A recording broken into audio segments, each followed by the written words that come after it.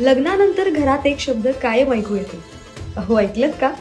हा शब्द इतका साधा असतो पण त्यातली भावना मात्र खूप खास. कधी विचार केलात का? बायको नवऱ्याला नावाने न बोलवता अहो का म्हणते? आपल्या जुन्या परंपरांमध्ये नवरा बायकोमध्ये वयानं मोठा फरक असायचा. नवऱ्याचं नाव घेऊन हाक मारणं शिष्टाचाराला धरून नव्हतं. तेव्हा या अंतराला जोडणारा एक छोटासा पण प्रेमळ शब्द तयार झाला अहो. पण हा शब्द फक्त परंपरेतून आला असं नाही. संस्कृतमध्ये अहो म्हणजे भाग्य, आनंद, आपुलकी.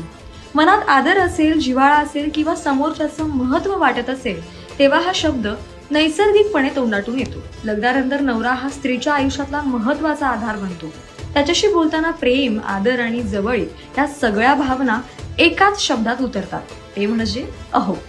आणि गंमत म्हणजे हा शब्द ऐकताना नवऱ्यालाही आपुलकीची ऊब जाणवते. जणू काही नात्यातलं गोड प्रेम एका हलक्या आवाजात व्यक्त होतं. आज काळ बदलला, पद्धती बदलल्या, नावानं हाक मारणंही सगळीकडे नैसर्गिक झालंय.